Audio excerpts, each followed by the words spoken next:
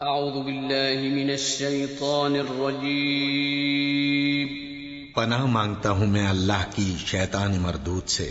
بسم اللہ الرحمن الرحیم۔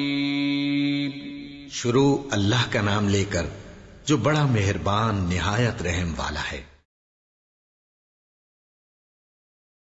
بسم اللہ الرحمن الرحیم۔ السلام علیکم ورحمۃ اللہ تعالی وبرکاتہ۔ محترم ناظرین کرام اور سامعین گرامی،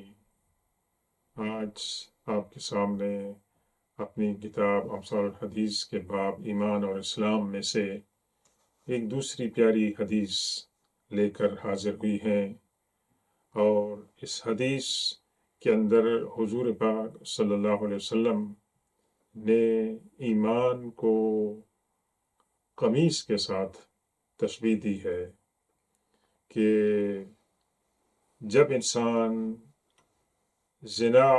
کا مرتکب ہوتا ہے یا شراب نوشی کرتا ہے تو اس کی حالت اسی طرح ہوتی ہے جس طرح انسان قمیض اتارتا ہے، اور جب انسان قمیض اتار لیتا ہے تو اس کا مطلب یہ ہوتا ہے کہ انسان عاری ہوتا ہے اور انسان لباس کے بغیر ہوتا ہے۔ تو گویا یہاں لباس کو تشبیہ دی جا رہی ہے ایمان کے ساتھ۔ جب انسان ایمان سے عاری ہو جائے گا تو اس کی مثال ایسی ہے کہ انسان بے لباس ہو جاتا ہے۔ اس کے اندر ہم آپ کی خدمت میں 3 حدیثیں پیش کریں گے، اور ان تینوں کا خلاصہ تقریباً ایک ہی ہے، لیکن قدرے ان کے اندر اختلاف ہے۔ تو پہلے یہ جو حدیث ہم نے آپ کے سامنے پیش کی ہے، جس کے اندر اس کا ہم نے عنوان رکھا ہے زنا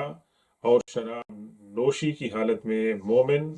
لباس سے عاری انسان کی طرح ہو جاتا ہے۔ تو آئیے پہلے ہم اس حدیث کی تلاوت کرتے ہیں اور پھر آپ کو اسی سے متعلق 2 مزید حدیث سناتے ہیں کہ جس میں اللہ کے رسول صلی اللہ علیہ وسلم نے مختلف مثالیں پیش کی ہیں۔ حضرت ابو ہریرہ رضی اللہ تعالیٰ عنہ سے مروی ہے کہ قال رسول اللہ صلی اللہ علیہ وسلم من زنا وشرب الخمر نزع اللہ الایمان منہ کما یخلع الانسان القمیص من راسہ او کما قال رسول اللہ صلی اللہ علیہ وسلم، کہ حضور پاک صلی اللہ علیہ وسلم کو حضرت برہ رضی اللہ تعالیٰ نے یہ فرماتے ہوئے سنا کہ جب انسان زنا کا ارتکاب کرتا ہے یا شراب پیتا ہے تو اللہ تعالیٰ اس سے ایمان کھینچ لیتا ہے، اور اس کی مثال ایسی آپ نے خیال کری کہ جس طرح انسان اپنے بدن سے قمیض اتار لیتا ہے، اسی طریقے سے اس کے ایمان کی مثال ہوتی ہے۔ اب اس کے اندر ہم آپ کو ایک دوسری حدیث بتاتے ہیں کہ جو تقریباً اسی قسم کے موضوع سے متعلق ہے، اور یہ روایت حضرت عبداللہ بن عباس رضی اللہ تعالیٰ عنہ سے ہے کہ اس کا عنوان کیا ہے کہ گناہ کی حالت میں مومن سے ایمان اس طرح نکل جاتا ہے جس طرح انگلیوں کو الگ کیا جاتا ہے۔ تو یہ مثال حضرت عبداللہ بن عباس رضی اللہ تعالیٰ عنہ نے بیان فرمائی حضور صلی اللہ علیہ وسلم سے، تو اس کی ہم آپ کو تلاوت سناتے ہیں اور پھر انشاءاللہ ترجمہ کرتے ہیں۔ عن ابن عباس رضی اللہ عنہما قال قال رسول اللہ صلی اللہ علیہ وسلم لا يزني العبد حين يزني وهو مؤمن ولا يسرق حين يسرق وهو مؤمن ولا يشرب حين يشرب وهو مؤمن ولا يقتل وهو مؤمن۔ تو یہ روایت کی ہے عبداللہ بن عباس رضی اللہ تعالیٰ عنہ نے کہ اللہ کے رسول صلی اللہ علیہ وسلم نے فرمایا کہ جب بندہ زنا کرتا ہے تو اس وقت وہ مومن نہیں ہوتا ہے، اور جب وہ چوری کرتا ہے تو اس وقت وہ صاحب ایمان نہیں ہوتا ہے، جب وہ شراب نوشی کرتا ہے تو اس وقت وہ مومن نہیں رہتا ہے، اور جب وہ قتل کرتا ہے تو اس وقت وہ مومن نہیں ہوتا ہے۔ تو حضرت اکرمہ فرماتے ہیں کہ میں نے عبداللہ بن عباس رضی اللہ تعالیٰ عنہ سے عرض کی کہ ایمان کس طرح نکال دیا جاتا ہے؟ تو عبداللہ بن عباس رضی اللہ تعالیٰ عنہ نے یہ شکل بنائی، اپنی انگلیوں کو ایک دوسری انگلی کے ساتھ اس طرح ملایا اور پھر آپ نے ان کو نکالا، تو فرمایا کہ اس طرح، یعنی پہلی حالت یہ ہے کہ ایمان کے اندر ہے انسان مسلمان، اور پھر یہ جو اس نے گناہ کیے تو ان گناہ کی صورت میں اس سے ایمان اس طرح وہ نکل جاتا ہے،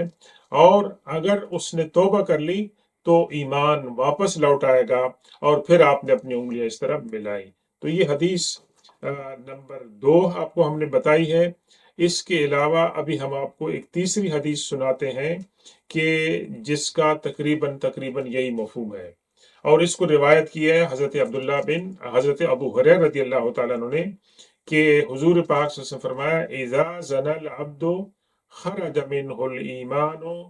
فكان فوق رأسه كالذلة فإذا خرج من ذلك العمل عاد إليه الإيمان، کہ اللہ کے رسول صلی اللہ علیہ وسلم فرمایا کہ جب انسان گناہ کا ارتکاب کرتا ہے تو ایمان اس سے نکل جاتا ہے، اور وہ اس کے سر کے اوپر سائبان کی طرح کھڑا رہتا ہے۔ جب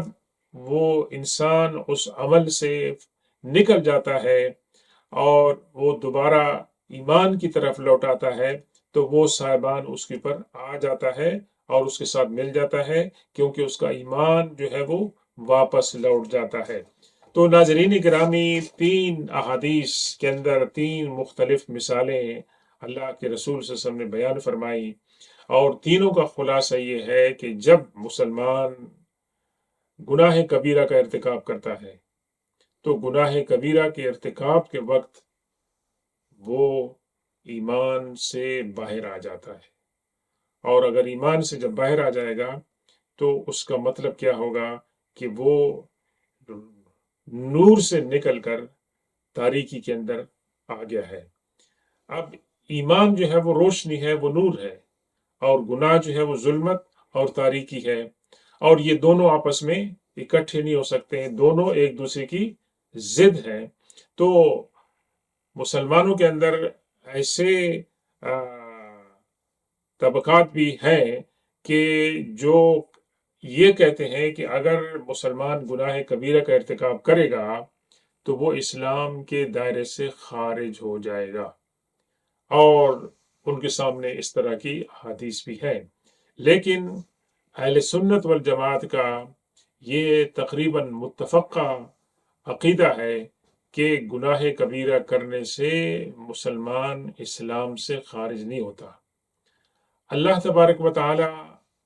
کی منشا ہے، اس کی مرضی ہے کہ ایسے انسان کو وہ معاف کر دے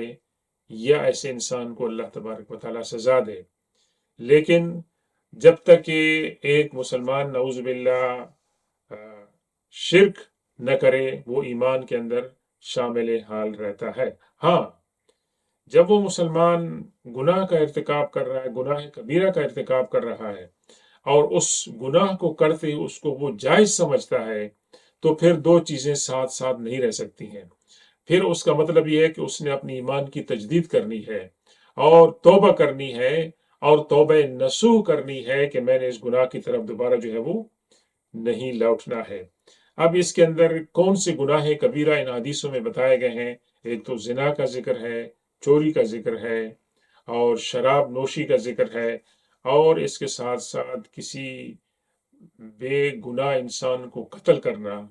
اس کا ذکر ہے۔ تو یہ تمام کے تمام جو ہیں گناہ کبیرہ آتے ہیں، اور گناہ کبیرہ کی حالت کے اندر مسلمان ایمان سے نکل جاتا ہے۔ اور زنا کے بارے میں تو یہ ہے کہ قرآن پاک کے اندر بھی بہت زیادہ وعیدیں ہیں۔ مثال کے طور پر اللہ نے فرمایا وَلَا تَقْرَبُوا الزِّنَا،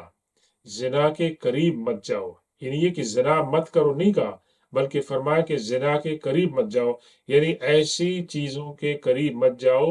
کہ جو زنا تک انسان کو پہنچا سکتی ہیں، تو ان سے پرہیز کرنا چاہیے۔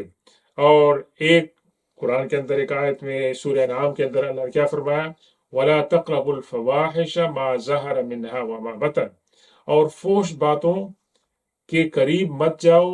جو ظاہر میں بھی ہیں اور جو ظاہر نہیں ہے، ان تمام کے آپ قریب جو ہے وہ نہیں جائیں۔ تو اس سے ایک بہت بڑا سبق جو کیا ملتا ہے ہمیں کہ ایمان جو ہے وہ بڑھتا بھی ہے اور کم بھی ہوتا ہے۔ اگر مسلمان جو ہے گناہ کبیرہ کا ارتکاب کرے گا، توبہ نہیں کرے گا، تو اس کا ایمان جو ہے وہ کمزور ہو جائے گا، اور توبہ نہ کرنے کی صورت کے اندر مزید گناہوں کے اندر مبتلا ہوگا۔ اور ایک بہت بڑی جو ہے وہ خرابی یہ ہے کہ نعوذ باللہ اگر اس گناہ کی حالت کے اندر اس کا انتقال ہو جاتا ہے تو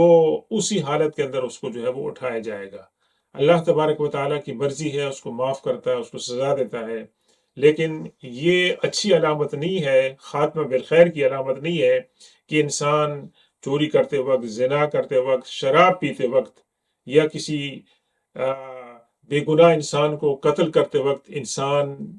کی اپنی روح جو ہے وہ پرواز کر جائے اور وہ مر جائے، تو مطلب ہے کہ خاتمہ بالخیر نہیں ہوا۔ امید ہے اللہ تبارک و تعالیٰ سے کہ اگر اس نے سچے دل سے مسلمان ہوا تھا تو انشاءاللہ اس کو کام آئے گا، لیکن اللہ تبارک و تعالیٰ کی رحمت کی امید کریں تو اس کو جو ہے وہ کام آئے گا۔ اس کے اندر میں آپ کو 2 دعائیں آپ کے ساتھ میں شامل کرتا ہوں کہ جو دعائیں ہمیں بتاتی ہیں کہ صحابہ کرام وہ ہر وقت اس بات کی خواہش رکھتے تھے کہ ان کا ایمان سلامت رہے اور ایمان ان کا بڑھتا رہے، کیونکہ ایمان جب بڑھے گا تو انسان کی روحانیت جو ہے وہ اس کو تقویت پہنچے گی، اور جب انسان کی روحانیت کے اندر تقویت آئے گی تو اس سے زیادہ نیک اعمال ہوں گے، گناہوں سے بچے گا، اور اس کی آخرت جو ہے وہ بہتر ہوگی۔ حضرت ابو درداء رضی اللہ تعالیٰ عنہ یہ دعا فرماتے تھے،